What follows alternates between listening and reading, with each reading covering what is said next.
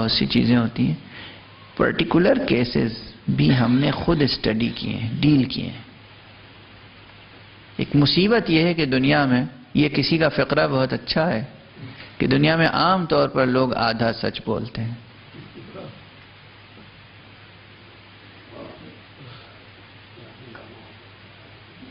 دنیا میں عام طور پر لوگ آدھا سچ بولتے ہیں. جو لوگ آتے ہیں اپنے اپنے مسائل لے کر، چاہے وہ رزق و روزی کی پریشانی ہو، چاہے کوئی بھی مسئلہ ہو، وہ اس طرح اپنے مسائل پیش کرتے ہیں کہ آپ بالکل دل آپ کا پسیج جائے، دل سوزی پیدا ہو جائے، اور آپ سمجھیں کہ یہ تو بہت ہی محروم شخص ہے، بہت ہی مظلوم شخص ہے، یہ تو قسمت کا مارا ہوا ہے، اس کے ساتھ تو کائنات بھی ظلم کر رہی ہے اور خدا نے بھی نعوذ باللہ ظلم کیا ہے. یہ اس سے بڑا کوئی مظلوم ہو ہی نہیں سکتا. وہ آدھا سچ جو چھپا ہوا ہے وہ نہیں بتاتا ہے. میری مجبوری یہ ہے کہ میں جب کسی مسئلے کو ڈیل کرتا ہوں تو پھر فیلڈ اسٹڈی بھی کرتا ہوں.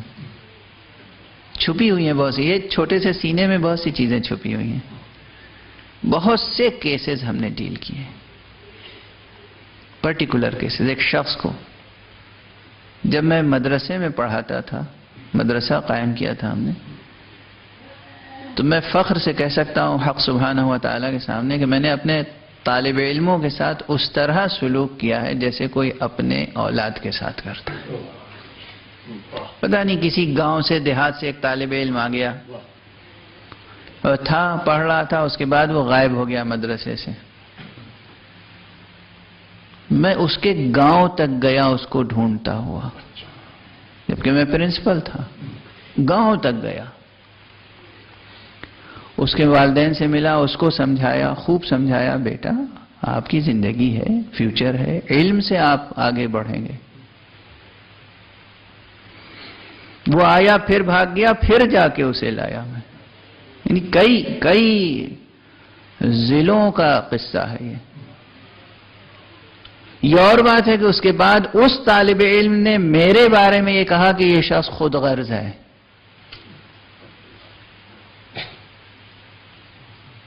وغیرہ وغیرہ.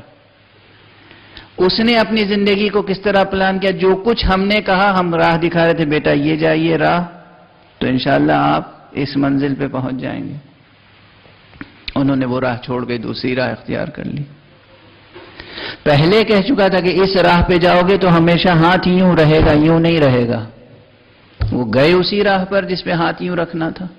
اگر کوئی اپنے ذوق کو خود ہی بدل دے تو کسی کا کیا قصور ہے. یہ ایک مثال دے رہا ہوں میں، تعلیمی تجربے کی مثال. ہم جب دیکھتے ہیں ایک طالب علم سے کہہ رہے ہیں بیٹا اس طرف جائیے تو آپ کا ہاتھ یوں رہے گا ہمیشہ، اور اس طرف جائیں گے تو آپ کا ہاتھ یوں رہے گا ہمیشہ. میں خود بتا رہا ہوں پھر بھی وہ ادھر جا رہا ہے.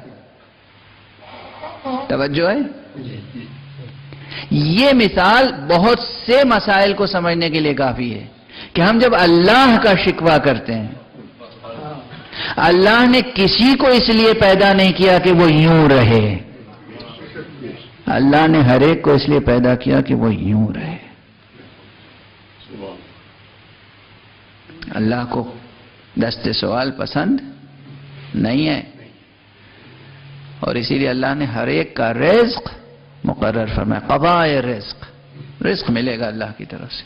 تدبیر آپ کو کرنی ہے، تدبیر ہمیں کرنی ہے. مقام شکر ہے اور مقام مثال ہے.